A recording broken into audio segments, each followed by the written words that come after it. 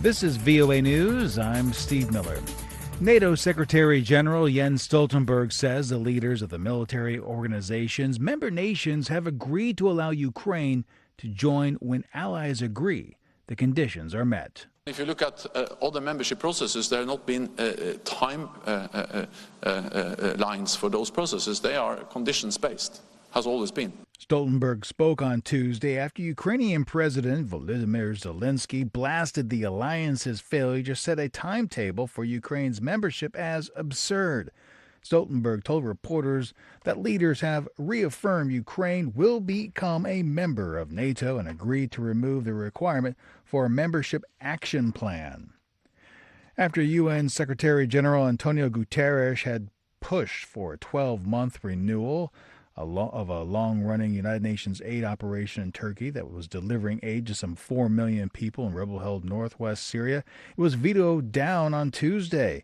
UN spokesperson Stefan Dujarik. The Secretary General calls on all Security Council members to redouble their efforts to support the continued delivery of cross-border assistance to millions of people in dire need in northwest Syria for the longest possible period. Permanent UN Security Council member Russia signaled the death of the program after it vetoed a 9-month authorization renewal at the UNSC.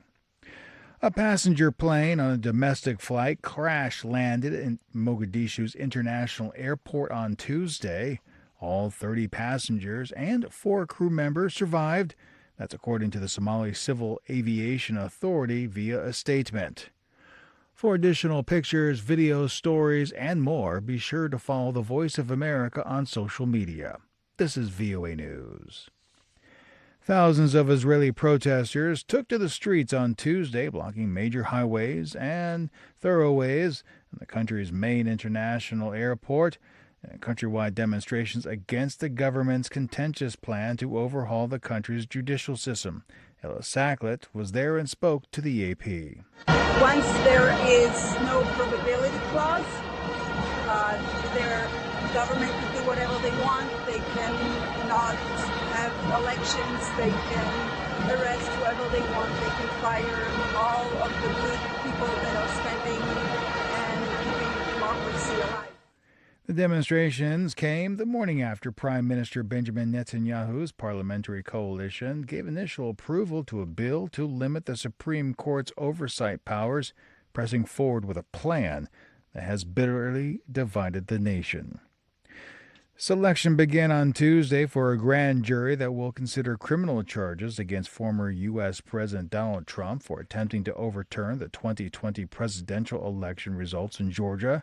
Fulton County, Georgia's Superior Court Judge Robert McBurney walked potential jurors through the selection process. Grand juries in Fulton County meet for 2 months, 2-month term, and you meet twice a week, 2 days a week for 2 months.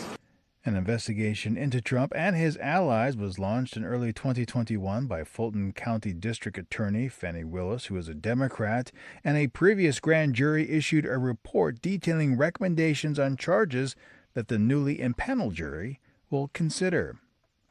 The Spanish Coast Guard rescued 2 Nigerian migrants aged 19 and 22 who were stowed away on the rudder of a ship that arrived in the Canary Islands from Togo.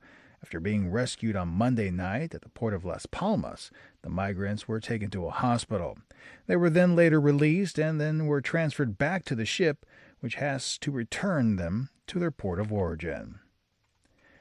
The Taliban on Tuesday ordered the suspension of all Swedish activities in Afghanistan because of the public burning of the Quran, which is Islam's holy book, at a protest in Sweden last month. That June 28th authorized protest saw an Iraqi national resident in Stockholm tear and burn a copy of the Quran outside the capital's largest mosque as Muslims celebrated the Eid al-Adha worldwide festival. The incident sparked outrage and condemnation in Islamic countries. For additional stories, be sure to download our mobile application. From Washington, I'm Steve Miller, VOA News.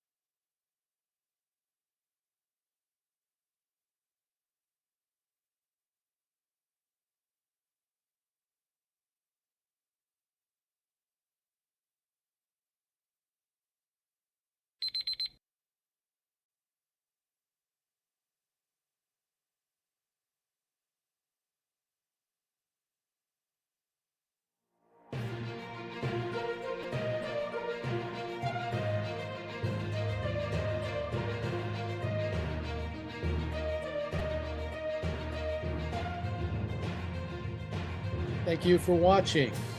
Can you do me a favor? Please leave a comment in the comments section below. That would really help. Thank you, and see you again soon.